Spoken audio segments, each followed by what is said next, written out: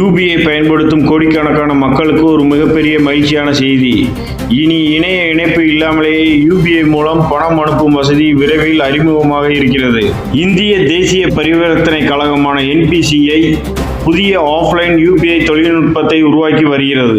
இந்த வசதி அறிமுகமான பிறகு இணையம் இல்லாத சூழ்நிலையில் ஒரே ஒரு தட்டலில் ரூபாய் 2000 வரை பணம் செலுத்த முடியும்.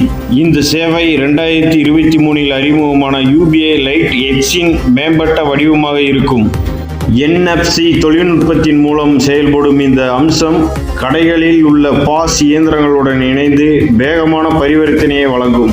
விமான பயணம், நிலத்தடி மெட்ரோ அல்லது நெட்வொர்க் குறைவான பகுதிகளில் இந்த வசதி மிகவும் பயனுள்ளதாக இருக்கும். அப்பொழுது செய்த பரிவர்த்தனை இணையம் மீண்டும் கிடைத்தவுடன் தானாகவே சரிபார்க்கப்படும். மேலும் UPI பின்னை மீண்டும் மீண்டும் உள்ளிட வேண்டிய அவசியமும் குறையும். UPI லைட் வாலெட்டில் முன்கூட்டியே பணத்தை ஏற்றி வைத்து இணையம் இல்லாமலேயே எளிதாகவும் பாதுகாப்பாகவும் பணத்தை செலுத்த முடியும். டிஜிட்டல் பரிவர்த்தனையை அடுத்த கட்டத்திற்கு கொண்டு செல்லும் இந்த புதிய வசதி விரைவில் இந்திய பயனாளர்களுக்கு கிடைக்கும் என எதிர்பார்க்கப்படுகிறது.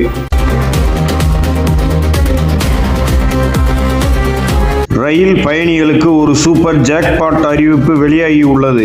இனி ரயில் டிக்கெட் வாங்கும் பொழுது 3% தள்ளுபடி பெறும் வாய்ப்பு கிடைத்துள்ளது. இந்திய ரயில்வேயின் ரயில் ஒன் செயலி மூலம் முன்பதிவு செய்யப்படாத ரயில் டிக்கெட்டுகளை பதிவு செய்யும் பயணிகளுக்கு இந்த சலுகை வழங்கப்படுகிறது. UPI, debit card, credit card மற்றும் நெட் பேங்கிங் உள்ளிட்ட டிஜிட்டல் கட்டண முறைகள் மூலம் பணம் செலுத்தினால் 3% கட்டண சலுகை கிடைக்கும். ஆனால் வாலெட் மூலம் பணம் செலுத்துபவர்களுக்கு இந்த 3% தள்ளுபடி கிடையாது. அவர்களுக்கு ஏற்கனவே 3% கேஷ்பேக் திட்டம் தொடர்கிறது. மேலும் ரயில் ஒன் செயலி மூலம் வீட்டில் இருந்தபடியே சில நொடிகளில் டிக்கெட்டை பதிவு செய்ய முடியும் என்பதால் ரயில் நிலையங்களில் நீண்ட வரிசையில் காத்திருக்கும் சிரமம் குறையும். குறிப்பாக தினசரி வேலைக்கு செல்லும் ஊழியர்கள், மாணவர்கள் மற்றும் தொடர்ந்து ரயில் பயணம் செய்பவர்களுக்கு இந்த சலுகை பணத்தையும் நேரத்தையும் மிச்சப்படுத்தும் என எதிர்பார்க்கப்படுகிறது. ரயில் பயணிகளை இந்த புதிய சலுகையை பயன்படுத்தி பயன்பெறுங்கள்.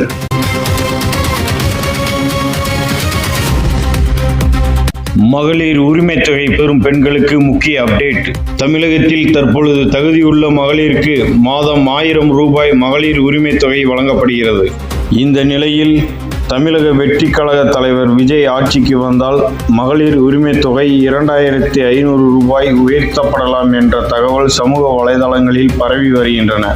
ஆனால் இந்த 2500 ரூபாய் குறித்த தகவல் தற்பொழுது அதிகாரப்பூர்வமாக உறுதி செய்யப்படவில்லை என்பதை கவனத்தில் கொள்ள வேண்டும். அதே நேரத்தில் தற்போது மகளிர் உரிமை தொகை உள்ளிட்ட அரசு நிதியுதவிகள் தடையின்றி கிடைக்க உங்கள் வங்கி கணக்கு மற்றும் ஆதார் தொடர்பான விவரங்களை சரியாக வைத்திருப்பது மிகவும் அவசியம். குறிப்பாக உங்கள் வங்கி கணக்கில் ஆதார் இணைக்கப்பட்டுள்ளதா என்பதை உறுதி செய்து கொள்ளுங்கள். மேலும் உங்கள் வங்கி கணக்கின் KYC விவரங்கள் புதுப்பிக்கப்பட்டுள்ளதா என்பதையும் சரிபார்த்து கொள்ளுங்கள். இந்த விவரங்களை உங்கள் வங்கியின் மொபைல் செயலி அல்லது இணைய வங்கி சேவை மூலம் சரிபார்க்கலாம். சில வங்கிகளில் ப்ரொஃபைல் அல்லது சர்வீஸ் பகுதிக்கு சென்று KYC ஸ்டேட்டஸ் மற்றும் ஆதார் சீடிங் ஸ்டேட்டஸ் ஆகியவற்றை பார்க்க முடியும். ஒருவேளை KYC அல்லது ஆதார் இணைப்பில் ஏதேனும் பிரச்சனை இருந்தால் உங்கள் வங்கியின் அதிகாரப்பூர்வ சேவை மூலம் அதை சரி செய்து கொள்ளுங்கள். முக்கியமாக சமூக வலைதளங்களில் பரவும் தகவல்களை மட்டும் நம்பாமல் மகளிர் உரிமை தொகை தொடர்பான அதிகாரப்பூர்வ அறிவிப்புகளை மட்டும் நம்புங்கள். 2500 ரூபாய் மகளிர் உரிமை தொகை குறித்து அதிகாரப்பூர்வ அறிவிப்பு வெளியாகிறதா என்பதை பொறுத்திருந்து பார்ப்போம்.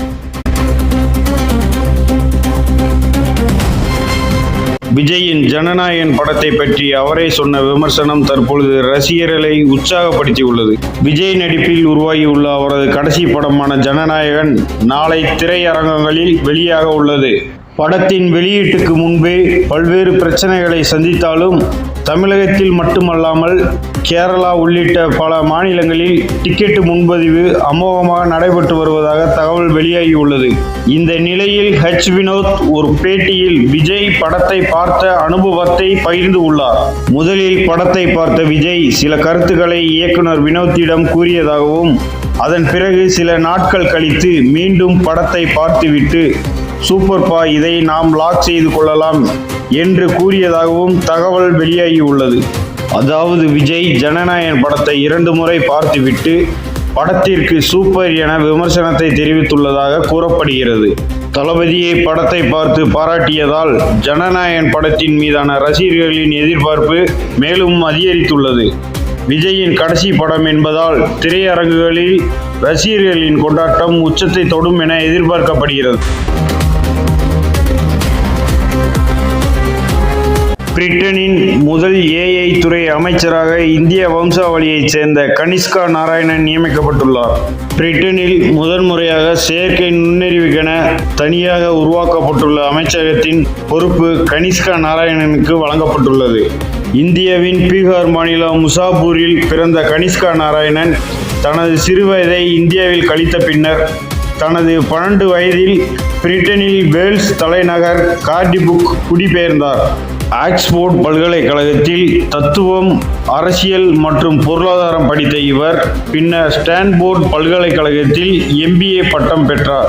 அரசியலுக்கு வருவதற்கு முன் தனியார் மற்றும் அரசு துறைகளில் பணியாற்றி கனிஷ்கா நாராயணன் 2024 பொதுத் தேர்தலில் தொழிலாளர் கட்சி சார்பில் போட்டியிட்டு MP-யாக வெற்றி பெற்றார்.